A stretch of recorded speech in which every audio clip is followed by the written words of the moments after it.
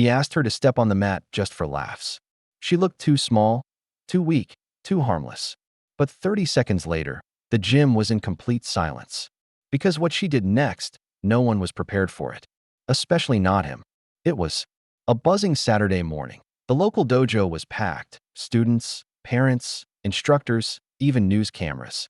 Open sparring day had become a community tradition where kids showcased their progress and instructors took lighthearted matches with volunteers. People came for the fun, the energy, the spectacle, and leading the show.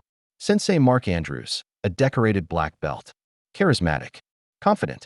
He had a reputation, strong, fast, and never one to turn down the spotlight. He clapped his hands. All right, who's brave enough to spar with the black belt today? Come on, let's give the crowd a show. Laughter, hands raised, some shy volunteers stepped forward. Then, a quiet voice from the back said, I'll do it. Everyone turned. She looked about 8. Small frame, short ponytail, plain white GI, no belt, no rank. She looked like someone's younger sibling who wandered onto the mat by mistake. Sensei Mark grinned. You sure, sweetheart? You want to fight me? It's just for fun. I won't hurt you. Promise. Snickers echoed across the gym. Even her sneakers squeaked awkwardly on the mat. This was going to be a joke. A quick laugh before the real demo started. He motioned her forward. The audience raised their phones. And then, something changed. They bowed that he smiled playfully. She didn't smile back. Then, the match began. Sensei Mark stepped forward with a wide stance. Slow, exaggerated, almost teasing.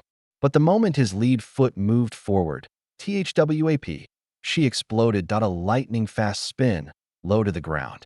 She swept his front leg, not gently. Full force. Bam. He hit the mat. The gym gasped. Silence. Mark blinked in confusion. He tried to laugh it off. Nice trick, little one. Let's go again. This time, he was serious. He stepped in quick. Sharp jab, left hand up, textbook defense. But she read him. She ducked, rolled to his side, used her shoulder as leverage.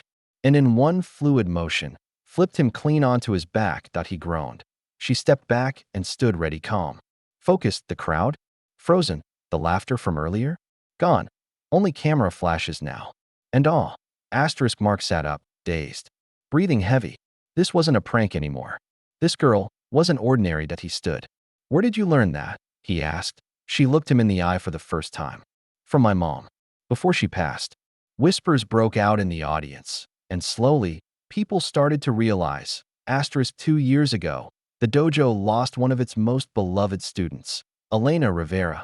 A single mother, brown belt, quiet but ferocious on the mat. She had battled illness in silence, training every moment she could until the very end. And that little girl, that was her daughter. She had spent the past year training alone at No Academy. No belt tests, no coaches, just memories, old footage.